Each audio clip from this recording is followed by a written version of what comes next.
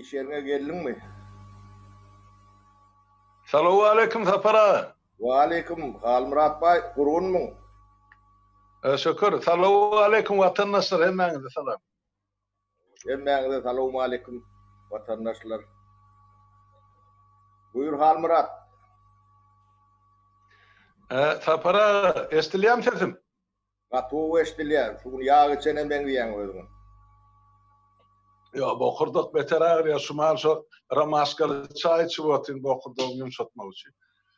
Sapara, şol ikimizin göreyim. İkun meri şol yurtta geçirilmeli siyasi reforma var da ondan parlamenter respublikası var da görün edi otir adamlar hem sen sahipanda soru veriyorlar hem men sahipanda iki yerde soru verdiler. Ine meselem diye Halmurat senene gelip şu tayda yol başı bolsan sen ö doğan garnaşların getirmersin mi?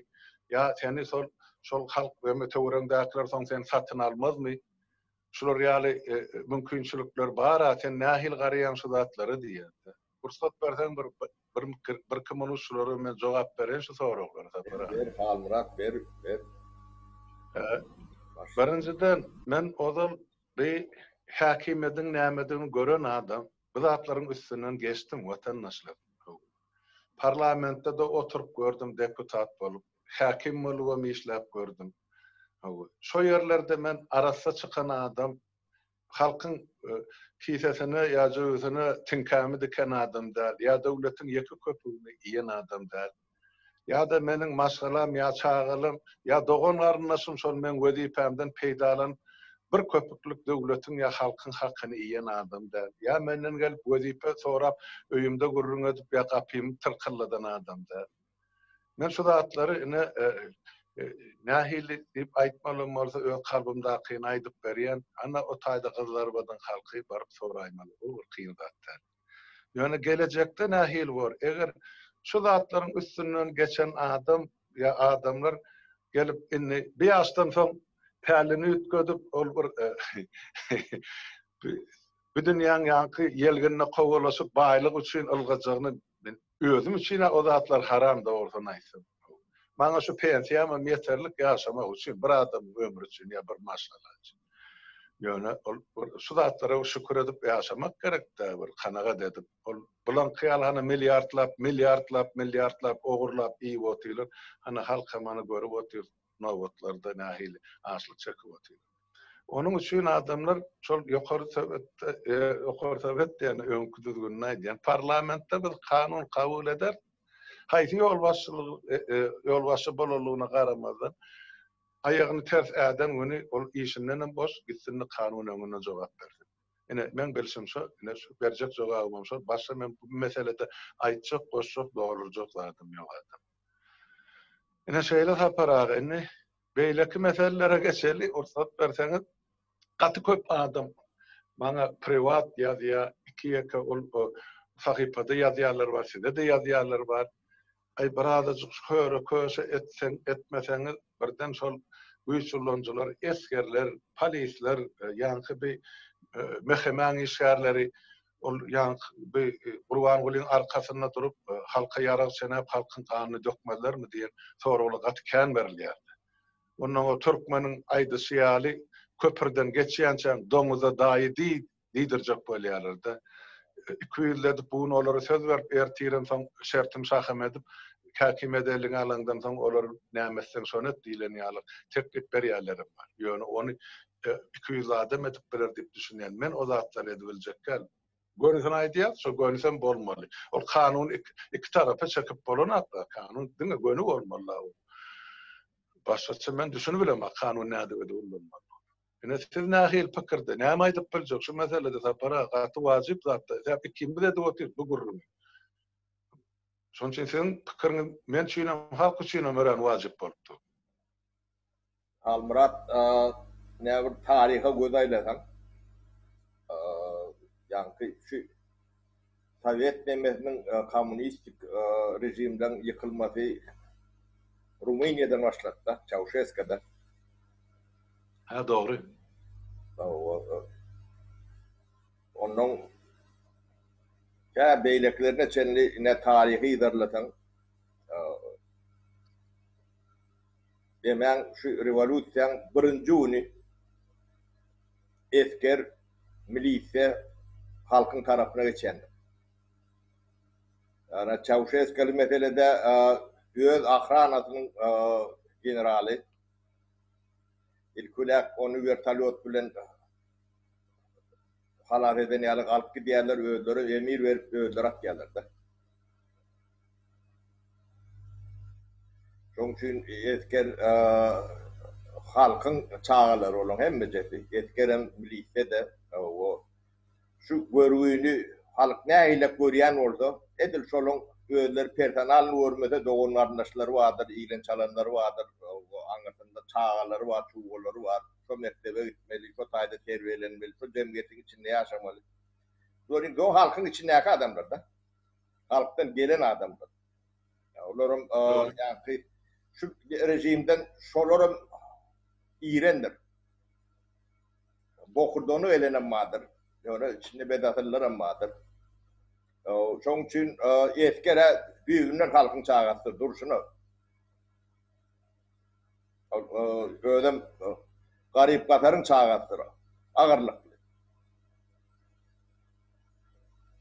Şoň üçin esker tarihte de şeyledir. Bizde de şeyle var.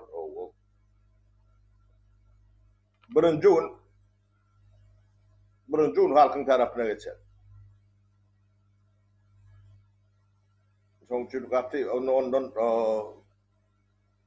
arkayın olun. Şolongum hemmesi iğren şunlar. Şu rejimden, Floryalak rejimden şeyle bir iğren olun yönü Huday sakladın. Almırat bana düğün bir yaş denen ağlap geçen, başından geçen vurun verdi. Haydi verin separ. O menniydi, bir değerliydi. 10 milyonlarca deydi. Onun ayal adam nametine değilenle, yani şodara doğruluk nemen emedilenle bulun ardı edecek yerim yok da. O kanun ilende da yok. Bunun bunu köçe çıkıp yani hakkın nemetme de namet meselesi neme oluyor. Şu ben depet açmıştı da bu bizde beyle vahşiçiliğin, beyle hayvancılığın borcuğunu gözüme getirip bilemok dedim molun ona nay dedi. Bana etek dedim, bir dedim, men alak dedi, şunu dedi. Milyonlarca köpüldük bilirsin dedi. Ben onun vartın diye maşinin içinde diye eğer hele gidip var yakan maşini taklap ayağını bindirip başka maşini bindirip yakıp edeceklerini edip biliyorlar diye de. Edecek de adına yok diye. Hiç tadı da gücü. Ardı etsen diye yine de şunlarla diye. Yani şu eskerin, milisyen, ya beyleki hukuk nemelerini işleyen nemelen doğun arnaşları, yine burada atları, şular atları, çağa çuğuları uçuramayandır diye. Evet, şu cemiyetin içinde yaşatıyordu. Sploşere adım diye de.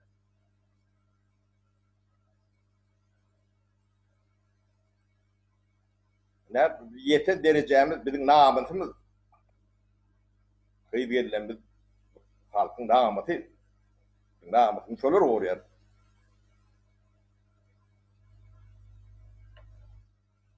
Şoň üçin men Halmırat etkerin içinde de enetin aküýüni hemen badır.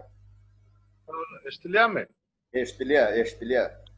Ben Halmırat soňatlaryny bir düzeltdi Halmırat. Haydi ver. Ay men näme de her 2 minutdan jaňa edip durlar. Başga telefon alym olam işleýärler. Size çykyp bilemem. Etkerin hem milisiýan hem beýleki şu halkın içinde yaşap görünlüň hemme jetiniň nemesinde bir gapdalynda badyr edil öz çağalary bolmasa dogonuň agalaryň daýdasyň daýdynyň çağalardyr daşrap ilen çalandyr. Cemiyetiň içinde umumy ýagdaý şeýle bolsa bir ýerinden hemme kişi bu negmede erki degmeliler. O kardeşine kat Mehmet çıkıp görünürüm betaz sonlarına. O tayda duruşuna bispirdelliye de. Ben hakkın uğrayacak yerim yok, namusun uğrap bilecek yadayım yok. Türben içinde de gururun veren demelerini dinledin de. Uday dakladın, uday dakladın. Bizine yamaşkan küllün girenmeli halk bolup kaldık da. Ne bulur konstitusyon üstünde kafe biçip halka yeden dağıtları da. Bunun bilmedim o şerraylığa nähilek bulun yüzçül diye neme diye şunu gow deyip görkezip televizörde nemedip 4-5 günden beri televizöre de çıkan oktu. Köne montajlar demedip sıçıp yatıyor edendi. Bir olsa. Bulun yediyen dağıtlarından öğeler tüfidiyerler. Yönü Halmurat yine menden doğrusun ben demem o fikrim yine diyemitler ikinci Cahan Urşu'ndan son eden cinayetler için soluna tıpçak olup kaçanları kendine dünyanın hem devletlerine etatanam şunu matat onun Warslon KGB'si bir de orada taptılar da ne şeyler yine sol realak cinayetlerin hiç vakit sorok demesi yoktur, möhlötü yoktur, yıl möhlötü. Olur tapılarım, o halkın önünde süyde çıkarlarım, o çıkarılıp olmayan yerini yok ederler. O sol realak biz namusumuzu tevelemeli olur. Bunun eden zatları halkın üstünden eksperimentem değil, bu yönü vahşiçilik da. Şunu pul üçülendileyen olsa Huday taklasın. Yani başka ahirlen aslında ediyen oldular o da deme. Çünkü mesela parlament diyenini kollayan hal bırak. Parlamentte 250-300 adam oturuyor da. O 5'ini satın alarsın, 10'unu satın alarsın da. Kalan hem becen satın alıp bilmezsin ya. O bir adamlık deme olurunu bir adamın satın alarsın, edecek eder. Restorun hem de satılanlar. Geçeceklerini etkiyorlar. Ondan o kanunun iki doğduğunun arasında hem de şu kanunu bir adamın iki doğduğunun arasında çıkarmalılar. Çünkü şu parlamento olanını ben kelle kollayanlar. Ben düşüneceğim şeylere kalmırat. Ondan yine de burayı dileyen zat barda şu tayda sapara sonra verliye de yine mesela ne diyese diye aydiyan zadını da ne burgun halk uyuşup köçe çıkmalı ve hak hukuku talep etmeli. Ana İran'a çıktı, sonkuda vurdu. Yüzlerce adam hükümet öldürdü, kırdı. Ama halkara cemiyetçiliği ona üns vermedi ya gelip şolun arkasını tutmadı ya kömek etmedi diye. Ulan biraz düşüncesi tersine adamla bula fikir ediyor halk köçe çıktı. Daşar devletler gelip şoları gorlamalı mı kadı? O Türkmenin öz meselesi, içki meselesi. Halk istese çalışar, istemese çıdar oturur. 28 yıllar yine şular yağday oldu da. Olur halk ağlap, yine altın atır deydiler. Sizin aydısınız yani böyle sağır deydiler. Mercedes deydiler. Yine Türkmenin altın asırı oldu. Devlet adam için şeydir halka ağlap oturuyor. Halkam şu zatlara ınanansan, o daşar devletler neylesin? Ağrına çıdasan mün yaşır. Yani şol hakimiyeti ayırmağım, getirmağım, koymağım halkın işi. Hani Çavuşeskan'ın ayağı bilen attılar, neyme şoları halkara korumaları, neyme şu atalara ceza verdim. Yok, o halkın kararı. Sebep olur diktatör olup halkın üstünden hükümrevarlık ettiler SSR devrini. Yani olan eden zulümü, Türkmenistan'ın son iki tane prezidentin eden zulümünün münden bir çete diyor. Yine biz nahil diktaturan aslında yaşa otur. Şumal dengeştiriyorlar da Demirgazi Karayev'nin Türkmenistan. O tayda nahilim olsa diye devlet elhal olur aklı pulunu yara olun yara beyliklerden korunmak için hayvat atmak için. Bizimkiler dini öz halkının üstünden hayvat atmak için devletin aklı emlerini cübüzüne uğratıyor. Ne tapağız şunu? Näme diýjek şuna halk barada ne köçe çykdylar da näme diýip aýdyp başlaçy. Pikiriňiz bar bolsaýdyň da. Näme ne Ruminiýada da çykdy köçe. Orsiýetde de jurnalak boldy. Esker halkyň tarapyna geçdi. Gürjistanda jurnalak boldy. Ne Saakaşvili bilen ne Ermenistanda jurnalak. Şu yankı 89'dan soň bolan revolýusiýanyň hemmejetine esker halkyň tarapyna geçýärdi. Birinji gün öde. Onuň diktatorlary bilki näme diýen ýok diýen şolaň esker. Şolary bitden çykarýarlar da. Halka ýetiren oklar bu zatlar. Onuň ýene de bir soňra berýärler şu Orsiýet o boşun salmaz balmaly bir nämet benim şulardan kömek soramaly ýene urda o yankı Orsiýetim ulu döwlet Orsiýet bilen ykdysady gatnaşygan elbidama edilmedi on hiç gurrun nemesi ýok. Ýöne syýasy nemede Orsiýetiň täbirine baran ýerde hiç ýerde parlament döwleti bolan nädir? Hem berde de diktaturadır, 100%.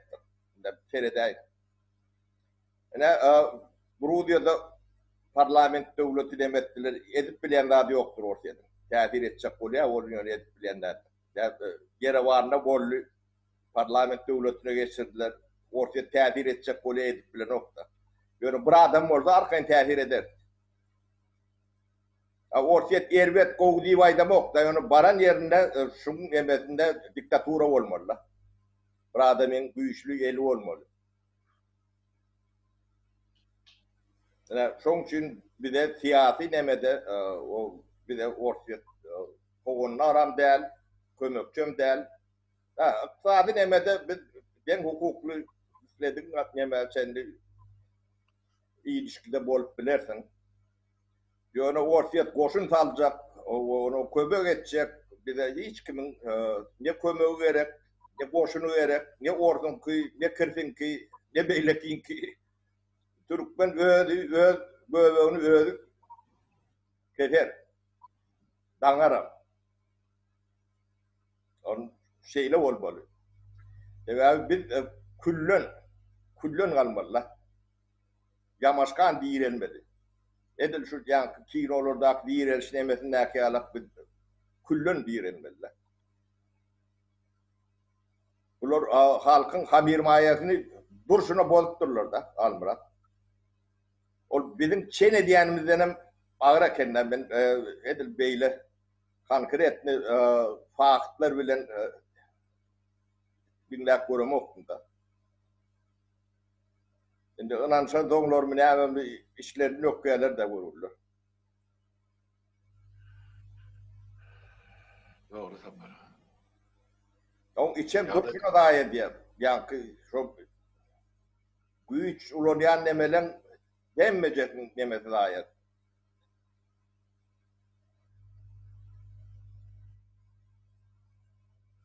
Bollum mene Halmurat soruňy ýeterlik nemede jogap berdi patap etdiň.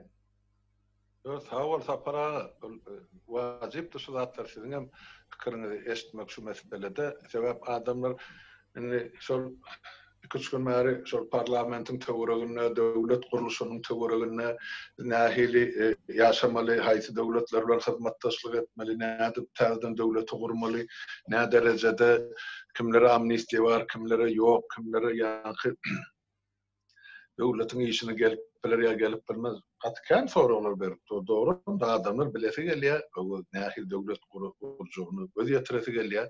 Şondan soň şu zatlara ynanyp hareket etmeli. Ýöne bir adamyň diýeni bilen ýene de şu zatlar edilse ýene de diktatura geljek.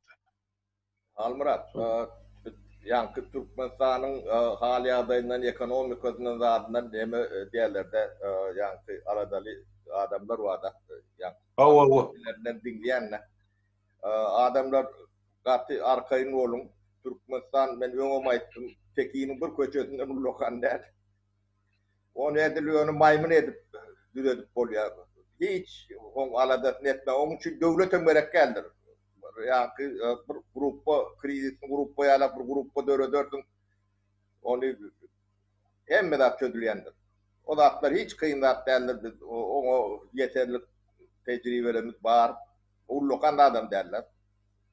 Bu havotlu demeden başarman yörün demeden. 4-5 milyonu şu teritoriyada adamlar özleri işlet özleri olmadan ya mekanizmi de öğretip vermeli. O da atlardan katı arkayın olun, o da atlar çödüler. O kıyınçılık var başta, o da atlar kurnolayan çareyetine müneyençe. Halk öğüdü iyicene eker diker biçer, dörödör, yaradar, öğündürür. Yani ona mümkünçülük de öğretmeli. Adamlar eli var, ayağı var, kellesi var. Dayıkançılığı uliyalar, başka işlerde işleşmiyorlar Türkiye'de, burada pornemeler. Neymiş olur ya, mümkünçülük de öğretmeni öğretmesini demetmez mi? İşlemez mi? İşler. Hiç adam olmaz. O da atları hiç alat etmem oluyor. Panika nemetcek olup ediyorlar, onu ünt vermem. Yoru daşından içinden bulaştıracak olan demelerken onu görüp ondan arkayın olun oyununa hiç gelmez. Oyunu başlamakan bozulayandır ödürüm görüp atlarını tutmanına köçen kırasına çıktılar ödleri, öd ayakları, öd dilleri bilen. Nerede olup şikayet ediyen ama da bana şikayet edeceğin eden o ekranını deyip bilmeyen ne yaptaydı. Ola da orada para. O yani orsun armada ulu ettik de biz Halmurat. Orsun yani popüler tövünçleri vardır. Etaj etkileyendir. Lesviyaski spordu diyorlar. Ondan katı ulu stajım vardır. Ondan o bir işçilerin içinde işler öğreten adam. Onu ekranını yeniden tıpayı gemede mi okunuyor onu arz edip kaptalından demetteler o katı görmesinler. Şuna bir zannetti hakkında mallı diye. Doğru. Doğru da Ya yok gerek. Onlar yani oynayacak nemeler taştan ödülüdür. Doğru. Olya Halmurat Şutay'da kutura el. Bori asıl ona suğurlukça de sağ olun Tanrı yalkasın. Görücülemeden vatandaşlar sedem sağ oturun. Sağlıklı olun. Öylüğünüze sağlık adamlar.